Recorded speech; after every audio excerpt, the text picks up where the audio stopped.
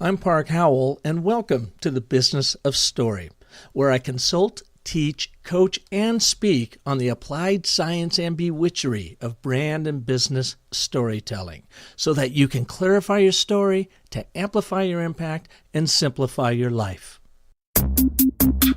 I thought it was just a stupid picture of a pig in the ocean. But after hearing that story, I had to have it. Now I wasn't just buying a picture. I was buying a story. Story literally made the picture worth more money to me.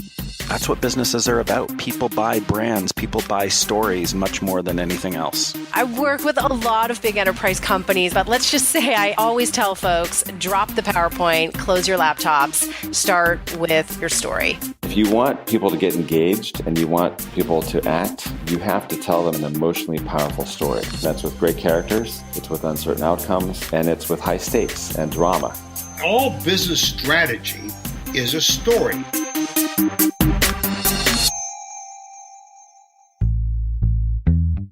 Hi, and welcome back to the Business of Story. Park Howell here, and I got one question for you. When you are doing some sort of recording, whether you're doing your own show or you've captured yourself on Facebook Live, maybe you've done a video of yourself, do you, like me and maybe like most people, just have a hard time watching it or hard time listening to yourself? That you're just like, man, is that really what I sound like? Well, I think we all go through that. And if we are storytellers, then how we tell that story and how it comes out of us, both our presence on stage and our vocal presence, whether you are doing a PowerPoint presentation, a video, or even a podcast, especially a podcast, then our vocal intonation, how we tell our stories, are hugely important. So I'm especially excited today because we have a vocal coach with us, a guy that has done this for stars around the world, someone that's going to help us today really figure out how can we harness the power and the performance of our vocal storytelling and our presentation technique. His name is Arthur Samuel Joseph, and he's the founder and chairman of the Vocal Awareness Institute. Arthur is widely recognized as one of the world's foremost communication strategists and authorities on the human voice.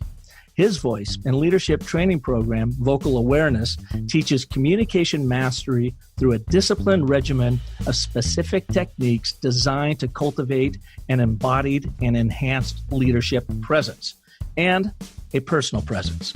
So who's he coached? Well, how about folks like Angelina Jolie, Sean Connery, Tony Robbins, Stephen Covey, Jerry Rice, Kareem Abdul-Jabbar, and many more. And guess what? He's going to coach Park Howell. That's right. I am so fortunate. And that's the benefit of hosting your own podcast is you get these brilliant minds on, and then I get to learn as much, if not more, from them as you do. So Arthur is here to help us understand how we can control and project our voices and our presence on stage. Arthur, welcome to the Business of Story. Oh, what a joy to be here. I do so many of these podcasts, to be frank, but I've never had this warm, genuine introduction before. And it's so interesting. This is the business of story because I talk about storytelling. And you didn't just read fast from the copy in front of you. You didn't just stream data. You actually told the story in a lyrical way and in an earnest way, and it was lovely. Thank you, Park. Well, Arthur, thank you so much for that. Growing up as a kid, I always had this really froggy voice. In fact, my pals always, bugged me about, oh, hey, where's Froggy today? Actually, I think there was a guy on Little Rascals who was absolutely Froggy too, that I think about that. Yeah. I grew up in a parochial school, St. Brendan's in Bothell, Washington, and I graduated out in the 8th grade, went to the 9th grade for 1 year in public school there before going on into high school. And I remember one of my good friends that I had just met in the 9th grade, he became a good friend, Jeff Fassett, said, I remember when you guys showed up from St. Brendan's, I thought, who are these guys? And what's with that dude and his voice? So I've carried that with me my whole life. And thank God my wife of 31 years thinks it's sexy. But I got to tell you, I have always struggled with my voice quality. So I'm so glad to have you on the show. Well, sociologists tell us the greatest fear in society, of course, is public speaking. That's totally bogus. And I'll explain why in a moment. Well, I'll explain now, actually. The greatest fear are actually two fears: fear of abandonment and ownership of our power. Claiming who we are without approbation. As an aspect of what I'm saying here, you commented to me before the show about your voice. You just spoke about Froggy. And I challenge any of your listeners to say, you've got a froggy voice. You have an unpleasant voice. I have nothing negative to say about the sound of your instrument. Now, I'm going to do some coaching about the delivery and technique and things like that in a moment. But the actual aesthetic of your voice, the issue is between your ears. It isn't out here. And it connects to this notion of the two greatest fears.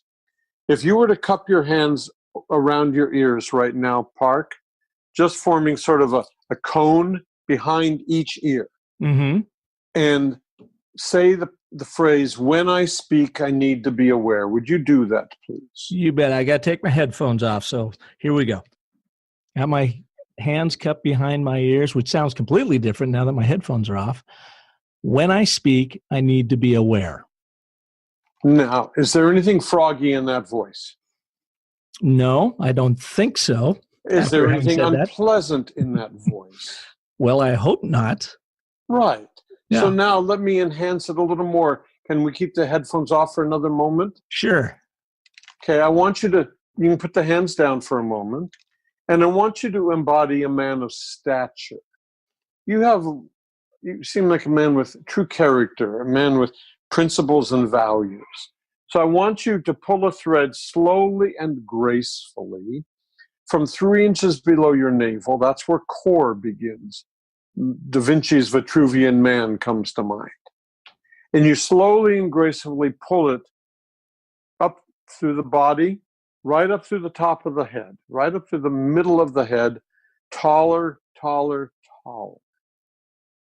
Putting your hand down, and you'll notice, Park, the first thing your body did when I asked you to become a man of stature was you inhaled. Is that correct? I inhaled, and because I'm sitting down, I sat up straighter. That's right. But you inhaled is the point. Now, in stature, releasing neck and shoulders, I'm going to ask you, may I use the word God on your program? Yes. Okay. Within yourself, not aloud. And for those listening, one can say thank you to my source. One can simply say thank you. And you will arrive at the same destination. But for our purposes today, Park, within yourself, not aloud, merely say thank you to God and take in the thought. All right. I've done that. And you notice the room is instantly quieter and you're a little stiller inside. Am I correct? Instantly quieter, a little stiller, and it's the first time I noticed the air conditioning on. And again, the first thing you did was inhale. Yes. Now we're going to look at breathing. We have 7 rituals in vocal awareness. That was the first one. Stature is preparation for everything. I'm skipping the second one and going to the third. Take a nice deep top of the morning breath. It's great to be alive. And exhale. Yep. Got it. Great. Now cup your hands to your ears, sitting in stature, feeling thank you, and take a nice deep breath and say that sentence, when I speak, I need to be aware. When I speak, I need to be aware. Good. Now I'm going to change that breath because I never want you breathing like that again. Okay. Instead, Park, before you can put your hands down and all of that, I want you not to take a breath, Park. I want you instead to allow a slow, silent, loving breath. It's going to take 5 seconds, and I'm going to count you through it. It's silent and it's loving, as bizarre as that might seem. Allowing it deeper, deeper, deeper, and release. Now, once again, you and the space are quieter. Am I correct? Yes. And well, we just heard it right there. That was really cool. And I think it even surprised you. And you notice the first time the chest rose, the second time the rib cage expanded. Did you notice that? Now that you mentioned it, yes. Right. And also the first time the larynx and tongue got tight. That's just what happens. The second time you relaxed more, which created more space. So now cupping the hands again, I'm going to do one more thing first. Finding the hub of the voice. Listen to what I'm going to do. It's going to be somewhat of a nasal sound. I'm going to hear a little air out my nostrils first. I'm not going to rush anything. This is never like working out. This isn't 10 sets of jumping jacks. I'm a classical singer by training. I have a master's in voice. So everything I do is informed through art. So this is like the ballet dancer at the bar, not calisthenics. So when we do this sound, finding the hub, it's nasal. You're going to hear a little air come out my nostrils first. I'm going to just, with my lips gently together, I'm simply going to hum. Listen.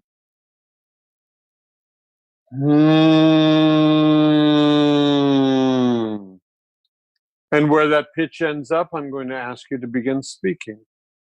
So let's first find the hub of the voice. You rushed your breath. Don't rush your breath. Okay. You're just testing me to see if I'm paying attention. But you want me to do the hum, correct? Yes, please. Here we go. No, it's not a bench I know press. it. I caught myself. Here we go. Slow, loving.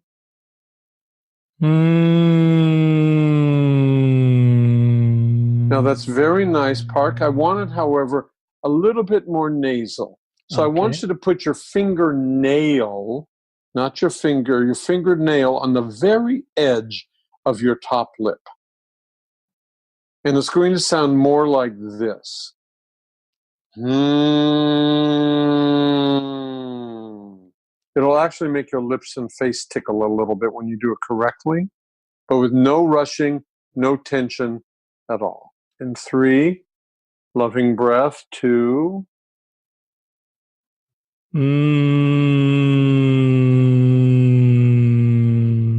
Very, very good, Park. Now, we're going to put you back in stature. We're going to cup the hands to your ears. And from that pitch, after thanking Source, you're going to say the phrase, when I speak, I need to be aware. In 3, 2. When I speak, I need to be aware. Do you feel and hear a rather meaningful difference? Yeah, I mean, I'm ready to read a Dan Brown novel, I think. I mean, be the voice on it. I'm listening to one. That guy's amazing. But yeah, I went from a higher pitch to a much more low, grounded pitch, I think. And with more resonance in your voice. Much more resonance. You can put the headphones back on. And all we did fundamentally was you sat better.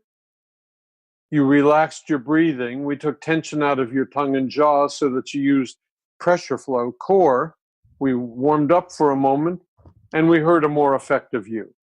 And what you didn't see is I actually, in sitting up straighter, had to readjust my mic to bring it up. Oh, yeah, I knew that already. Absolutely. Instead of laying, hunched over my little metal desk here doing my interview.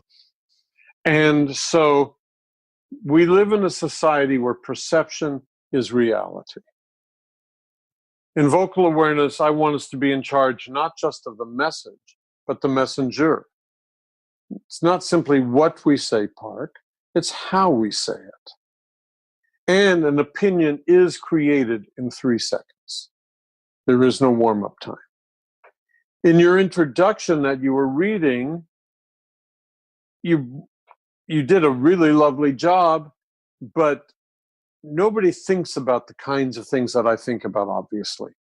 I teach mastery in communication. This is my 53rd year of vocal awareness. And among the myriad of clients I've had over these 5+ decades, I teach a gazillion superstar athletes. I've got 20 students alone in the Pro Football Hall of Fame. And I write also a lot of their Hall of Fame induction speeches and help them perform them.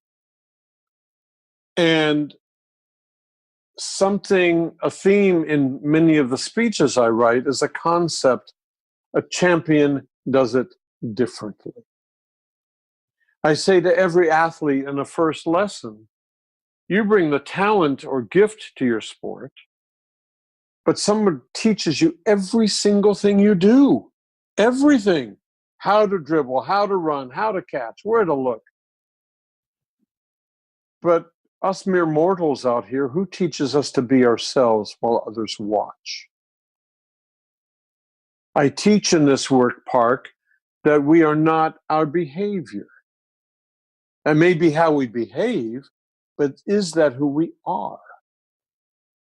So if perception is reality, and I want you to be in charge of the messenger, not just the message, we create in vocal awareness what's called your persona statement. The root of the word persona is an Etruscan root word dating back over 3,000 years. The root of that word is phersu, Phersu, and literally means through the sound. One's identity is largely conveyed through the sound of a voice.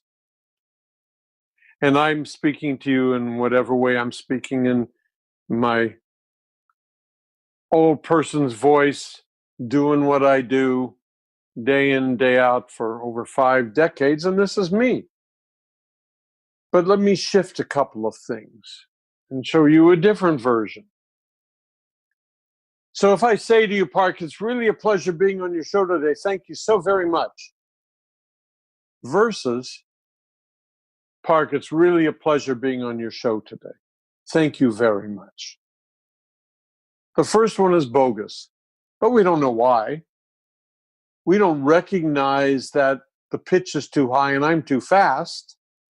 All we get is, I don't trust that person. That's inauthentic. He's selling me something. And that has to go back to our primal mind somehow. That, we've been running around with the same limbic system for 30,000 years, and there just must be something inherent in that. That's right. And something's wrong. Wow, that's a really cool observation, and it connects to a thought that I've written 5 books, and in one of them I speak about one of the ways we explore our universe as infants is through our voices, touch. We put everything in our mouths, ... But we're 6 months old and our parents take us to church or the mosque or synagogue, someplace where we're supposed to be quiet and respectful. But we're just being ourselves, going gaga and goo-goo. And this loved one gently pats us on our back and says, shh. Just to become socialized, we begin to shut down before we even open up. Oh, that is such a good point. I had never thought about that before. And then it's, as we grow older,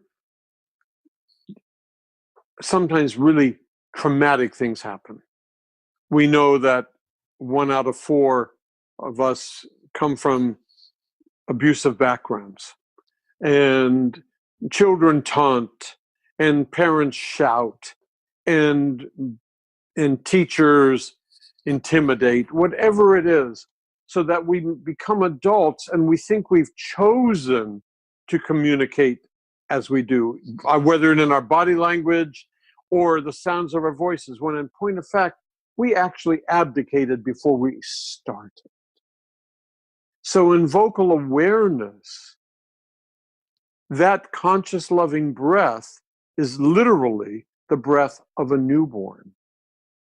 Technically, it's called an intercostal diaphragmatic breath. And newborn's first breath, everything expands as a bellows because I need full oxygen intake fast. So I change the concept of breathing. I ask you to allow a breath or love a breath. And I return you to your primal breath. And so what's really interesting is that thought, that awareness never left our bodies. And so in our work, I'm retracing steps. I'm showing us what we've given away and teaching us how to reclaim it. As infants, as toddlers, we are completely egoistic, not egotistic. We are the center of our universe. And our family is only in our lives to support our needs. That's it. But it's totally just raw matter. We're not doing any of this with consciousness. We just do it because it's primal. Survival. That's right. It's how we're wired. And so in vocal awareness, I take us back to this primal state volitionally. And I don't know one elite athlete, one superstar performer, one profound artist who in their skill set is not completely self-focused. In vocal awareness, I call this hubristic. We know that the word hubris means blaspheming the gods, extreme arrogance. But in vocal awareness, hubris is positive, just like it would be for any of these other individuals in the moment of their performance.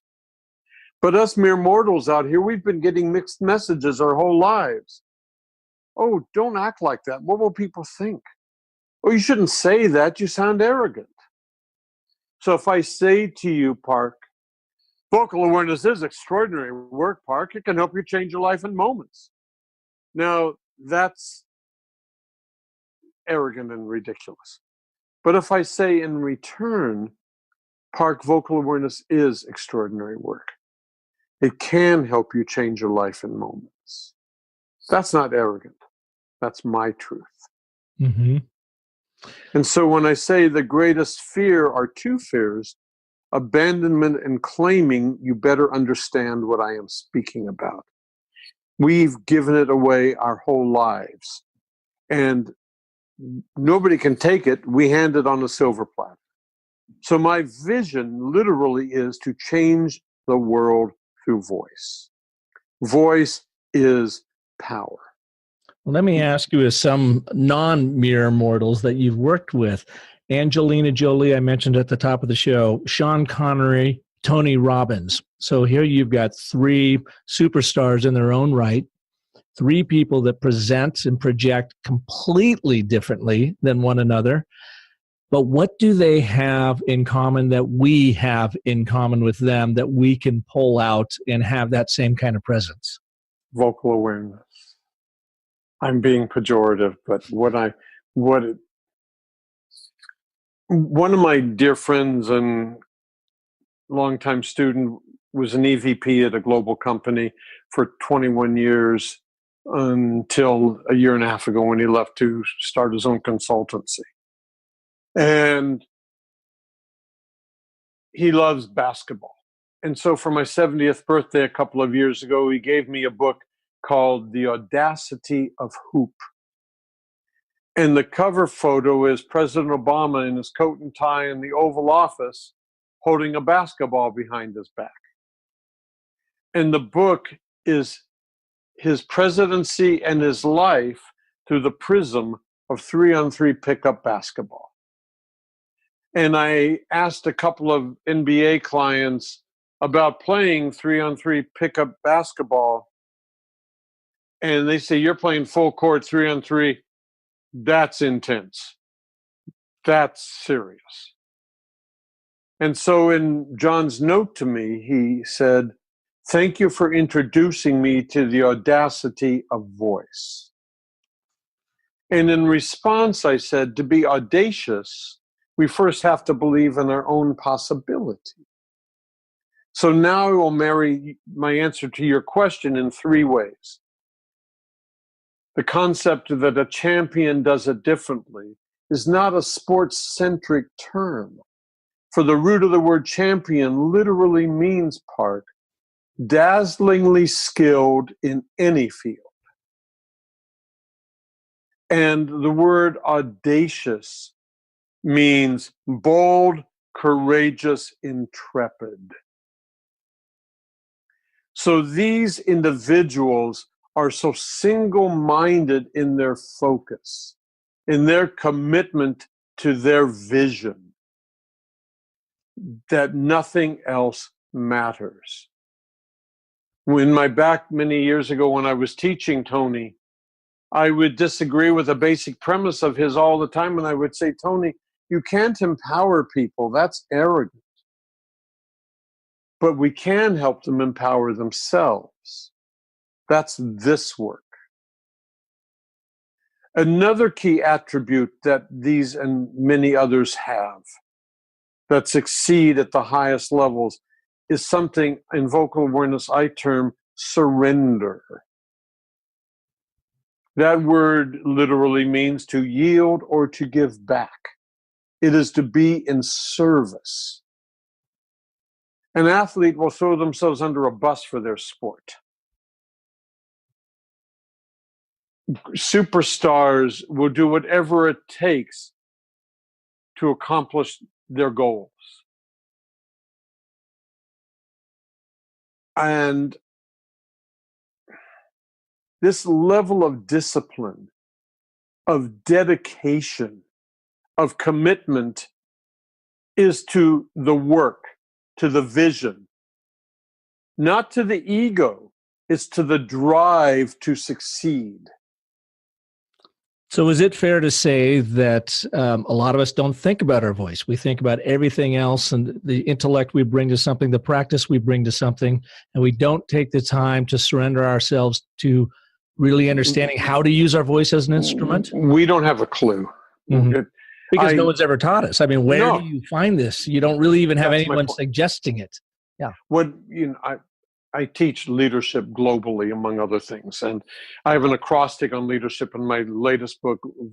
The book is Vocal Leadership, 7 Minutes a Day to Communication Mastery. And it's published by McGraw-Hill. And I'm honored that the commissioner of the National Football League, Roger Goodell, wrote a foreword for the book. That means a lot to me because he's a man of real integrity. And I share that because at the back of the book, there's an acrostic on leadership. And the L stands for leading by example. I'm now writing a business vocal awareness meets Andrew Carnegie, a book on vocal awareness for business. And our youngest several years ago graduated with his MBA from Keenan Flagler at UNC. And so we go to his graduation and I see his professors and they're all just talking as professors. There's no leadership there. They're just talking. I consult with Deloitte, E&Y, and some of the largest firms on the planet. And I say to them, just because you have your name on the door and you've got an education that says you're qualified to do X, that may be, but do you also know how to lead? No, not at all. And so in vocal awareness, I'm awakening us to squandered opportunity. I'm awakening us to a new level of possibility and responsibility.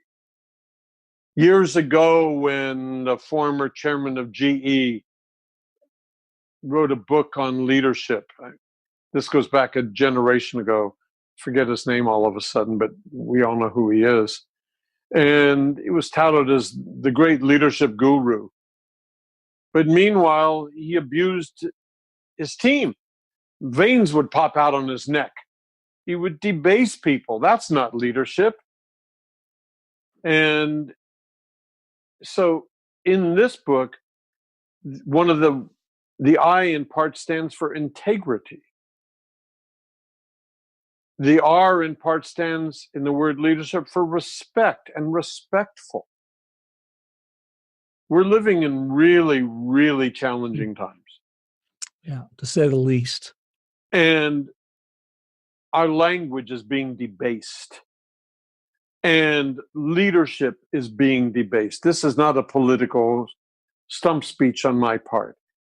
I'm doing the old 1988 movie Network, I think it was 1988, where the protagonist in the film is going around in New York, lifting up windows and saying, I'm mad as hell and I don't want to take it anymore. Voice is power. It is vibration. It is energy. And I'm awakening us to we're culpable and we have to stand up. And we have to do a better job within ourselves and hold our leaders equally accountable. So, Arthur, you gave me that practice or that exercise of pulling that string from below my belly button up through my body to get me, I guess, to stand up out of the top of my head to improve my stature. So no, but let me address that for a moment before you go on. I'd like you to sit up straight. Sit with good posture, please, Park. I am. Yep. And notice you're holding your breath. I am. Yep. Now, the point is this isn't to do with posture. It's to do with embodying something, a deeper level of awareness. This work, Park, is called vocal awareness because awareness is the first step. In all mastery, and this is communication mastery, empowerment through voice, mastery is only achieved when we integrate mind, body, spirit. That performer in the wings ready to get on stage isn't visiting with the stagehand. They're focused. That athlete, before they walk out, isn't just biomechanically connecting. They have a spiritual ritual as well. We know that. We've seen that. But we don't take that into the rest of our lives, but we do in vocal awareness because it helps us shift a behavior. Tony used to refer to my 7 rituals as pattern interrupts. He said to break an old pattern, we have to exaggerate behavior to start a new one. So stature is the first of the pattern interrupts in our work, and it requires us to claim something. But the point in part that I'm going after in this long diatribe of mine, thank you for your patience, is that the body inhales. You thank Source, the body inhales.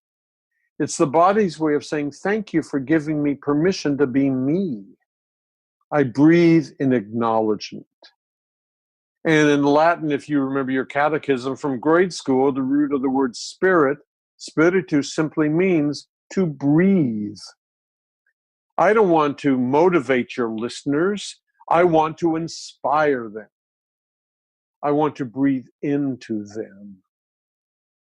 And the Hebrew word neshama means both soul and breath. So as I'm preparing for either a podcast or I'm on stage quite a bit doing a keynote presentation or a workshop. Tell me the same thing again, Park, because you already feel something. You're a bit more mellow right now. You feel that awareness, but you neglected to breathe. So I want you to think of breath as fuel. If it's important enough to say, it's important enough to breathe before I say it. And you can hear that in my... Now for you folks that are listening in, Arthur is in a hotel room in New York, traveling, and he's got earbuds in, so he's able to pick up these little nuances, not even using the best possible equipment around him. So to me, I'm kind of amazed that I'm not even hearing myself breathe or not breathe, and yet you're picking that up. And where you just breathed right there occurred because you hadn't breathed at the beginning, and that's what we all do all the time. Yeah. But in vocal awareness, breath is strategic. So you have to start with that breath. You do that, take that deep breath. No, I want you to allow that loving breath. Watch what happens. Take a loving breath. No, allow a loving breath. It's all watch the difference. Now, did you feel that impulse was very different? Did you notice? Mm-hmm. Yes, the mastery is in the subtlety, you see. So when you're on stage and you have a lot of adrenaline going and you end up, not breathing, what can we do to keep that loving breath flowing through us? And I think maybe I'm answering my own question as I do this right now. And that is slow down, take a breath, pause. Allow a breath. Don't think about pausing. Create space. And allow that breath to happen. And it's going to create its own space around it. And you're going to notice even as you did that, you were subtly listening to yourself differently. Mm-hmm. That's what I call conscious awareness. You're tuning in. Nobody taught us how to listen to ourselves. We began this conversation by you saying, I've never liked my voice. Now you're understanding there's nothing not to like. It's a really lovely instrument. And so in these Hall of Fame speeches, if you were to watch any of them, LaDainian and Tomlinson. And is that how you get involved with them? I mean, I'm sorry? No. You got an athlete that's like, I'm now doing a lot of appearances and I'm not comfortable with how I speak. Is that how you get involved with that? No, NFL is one of my clients, NFL Network, CBS. They're clients. And so I come to know these people over years. And I work with them as broadcasters. And then when these moments occur in their lives, we've already gotten a running start at it. But Emmett Smith, Michael Irvin, whomever, Emmett and Michael's are particularly interesting. They both delivered 22 and 28-minute speeches, as I recall, without a note in front of them, not even a 4x6, fully memorized. And the offering that we spoke about that you will share with your listeners in a moment is an incredible piece of vocal awareness. I'm very proud of it, called Visceral Language. Many elements in vocal awareness are actually trademarked, and it's all copyrighted. And Visceral Language is one of them. I'm a singer. I look at music, and it tells me everything to do. What note, how loud, how soft, how fast. It tells me everything. But you do keynotes. Maybe you've written them out. Maybe you have prepared remarks. PowerPoint presentation. We've got some bullets in front of us, ... They don't tell us anything. They're just words. So in these Hall of Fame speeches, the speeches are fully annotated in visceral language. Where to breathe, what kind of breath, whether it's a conscious loving breath, a CLB, or a cat's breath, a check mark. When to look out at our audience, what words to stress. If I say to you right now, and I'm going to show you how this works, voice is power. When I own my voice, Park, I own my power. Now, can you see certain words underlined, Park? Mm-hmm. And can you see the punctuation? A comma, a period. Voice is power. When I own my voice, I own my power. When you find your rhythm, how much of it is actually normal? I mean, it's just, you just find this rhythm and you add the commas and the spaces to it versus being very intentional about which words you're going to underline and not.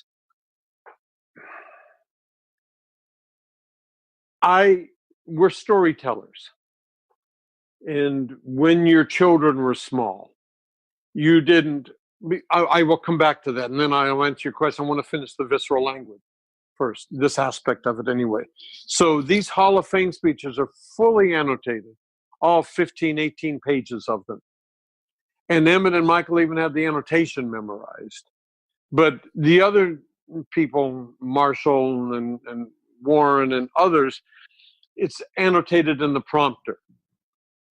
And so when they're reading, it's very tactical. It says when to breathe. It says what word to stress. And so teaches me how to tell my story. So when we have small children, we don't read to them. Once upon a time, there are 3 bears. There's a great big papa bear, mid-sized mama bear, and a little bitty baby bear. Well, one day a little girl we don't tell story like that.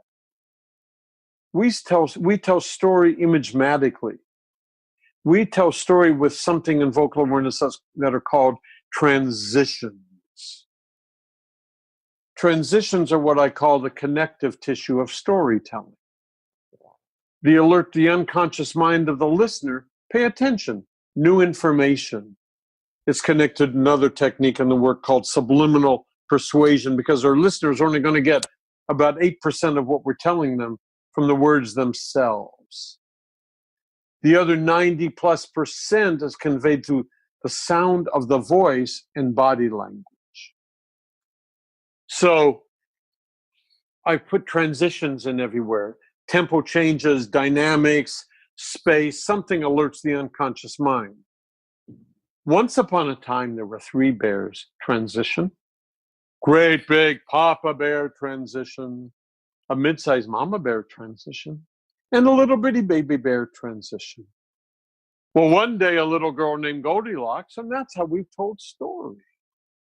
But when we get up to deliver a PowerPoint or a keynote, it all flies out the window. We just convey data. And so it's less compelling. And so we determine where we're breathing, we determine where we're phrasing, what words we want to amplify, by what is the key point we want our audience to take away from that thought.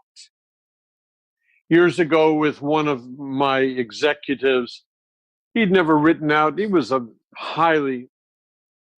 been at the company for a couple of decades, and very senior, maybe actually 3rd, 4th, or 5th in leadership in the corporation. And he'd never written out a PowerPoint presentation in his life.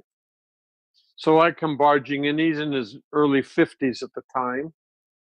And the first town hall that I worked with him on was fully read off his mini iPad. And he had his 50 slides, far too many slides, but that's what he had. They helped him tell his story. And he had his confidence monitor there and his mini iPad. The script in the mini iPad was fully annotated in Visceral Language. I was sitting next to one of his direct reports, who I ended up also teaching. This was the first time we had met. And every note that she typed into her Mac was what was underlined in his keynote. Subliminal persuasion determined what was important for her to take note of. So that's how we delivered key meetings, town halls for the next year and a half, until he was ready. For the next couple of years, he didn't have one piece of paper in front of him. Nada. But for that to happen, I'd say he had a town hall the following Tuesday. I'd get home video from Wednesday or Thursday the week before with script. I view it, send notes. I come to New York. On Saturday or Sunday, we spend 2 or 3 hours that weekend. We work again on Monday. We meet before the meeting. So in preparation for that 45 minutes or hour, between him and myself, we probably spent 15, 20 hours. And so one of the concepts of a champion does it differently. No one will ever work harder or smarter or sustain it over time better than a true champion. My client reflects that concept. Am I making pragmatic sense to you as I go on interminably here, Park? Yeah, so he practiced. He first had to have it annotated down in front of him until he got to know it and became so much more self-aware of his voice and his presentation that he was able to divorce himself from the script and it became much more of a natural delivery. And in doing so, his audience, he was more persuasive. He became more believable. Yes. And did you notice how you were subtly listening and stressing certain key words, correct, just then? Mm-hmm. Now, I want you also, I know we're getting near the close of our call, I'd like you on a piece of paper to simply write CLB in front of you. CLB. Conscious loving breath. Conscious loving breath. Okay. And I'd like you to write hear myself and underline the H. Hear myself and underline only the H. Mm-hmm. Okay. And I'd like you to write see my words and circle the period at the end of it. See my words, period, circle. And now, as we wrap up, only looking at that piece of paper to keep you mindful. How has our time been today? How has our time been today? It's been wonderful. No. Is Doing that what you mean? Doing what the paper tells you to do. Conscious loving breath. Yeah, but myself. do it. You began to speak without that CLB. Start with that CLB. So how has our time been today? Hear myself. Yes, you don't need to repeat I just want you looking at that paper while you recount. But not even answering your question. Right. Okay. How has our time been today?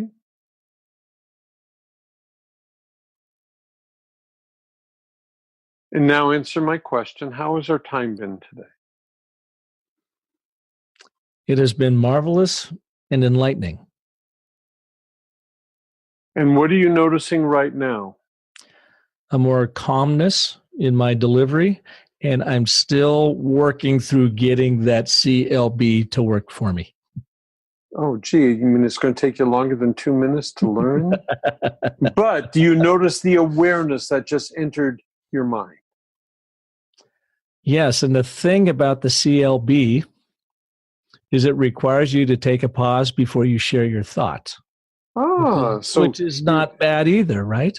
No, because I teach that I'm a singer. A song without a rest is not the same piece of music. So space has value. But in this context, space also gives us thinking time. Well, it makes me think as well as when I had Robert Siegel, the famous NPR oh, yes, of course. on the show. I had him on last spring, got a chance to interview him. Oh, just before he passed. Yeah. Robert Siegel's passed? Oh, maybe I'm thinking of the other voice on that show. Yeah, no, I don't. I'm hoping no. He was in good shape when I saw him in April. Oh, yeah, no, I'm thinking of the voice on Wink, Wink, Don't Tell Me. Oh, okay.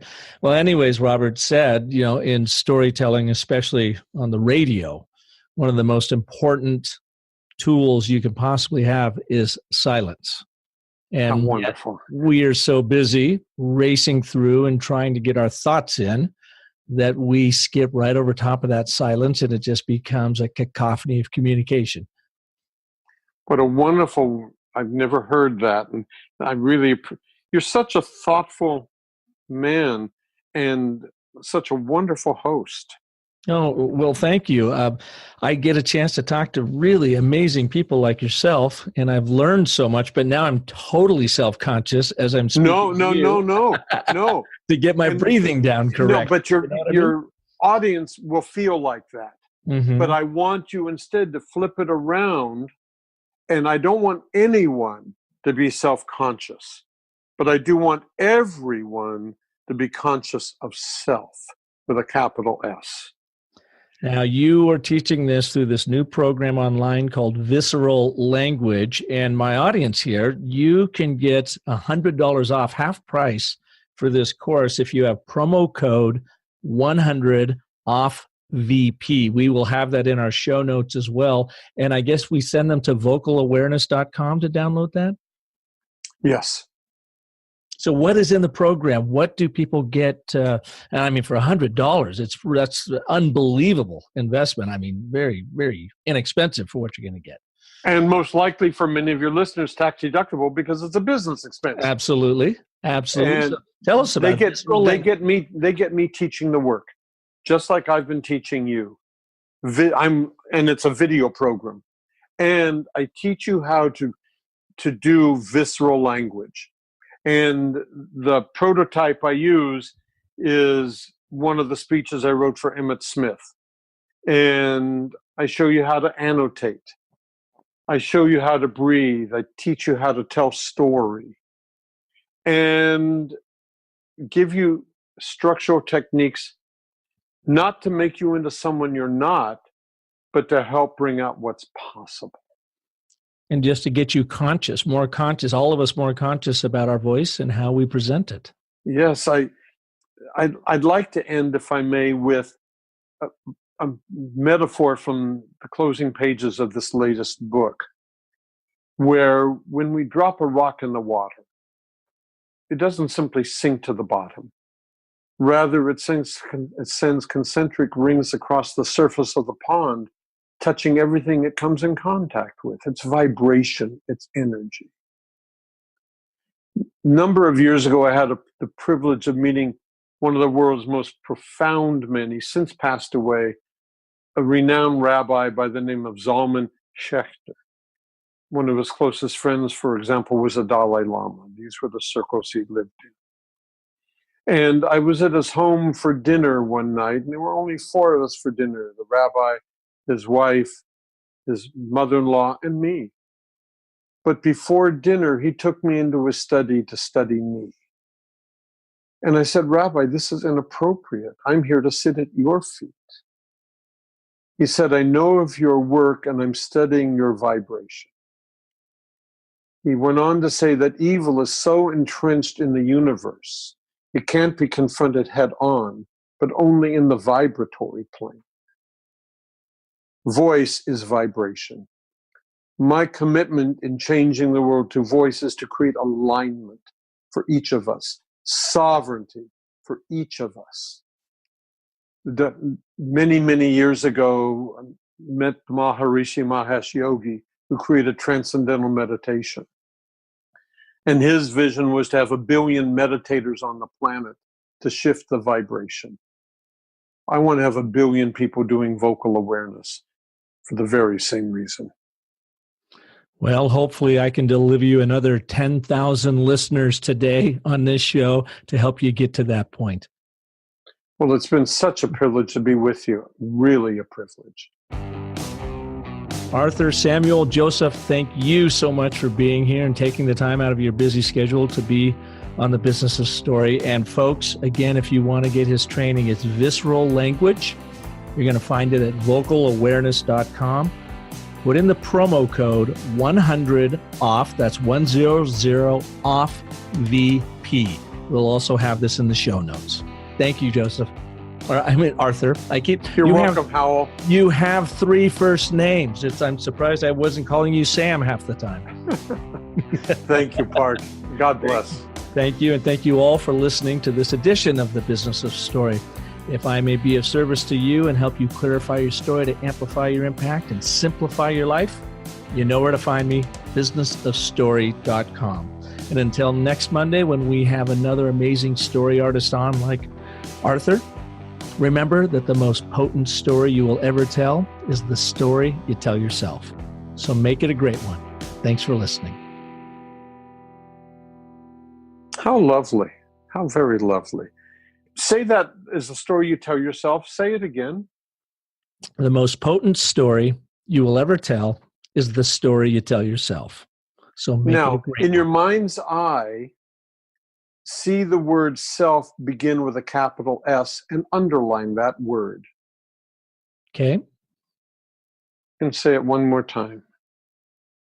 The most potent story you will ever tell is the story you tell yourself. So make it a great one. Hear the difference? I do. Isn't that cool? Yeah, just by picturing that annotation, that punctuation, capital S, self, underlined. Because that's such a, clearly that's your trademark. And I just helped you embody it in a way that connected differently. You felt it immediately. Well, and Arthur, my whole mission in life is to help people live into their most powerful stories. And it all begins, as you know, with the story you tell yourself. Once you are clear with that and authentic about it and courageous and own it, then you can literally change the world. Nudge it in any direction you choose. Absolutely. Thank you for your trust and for letting me overstay my welcome.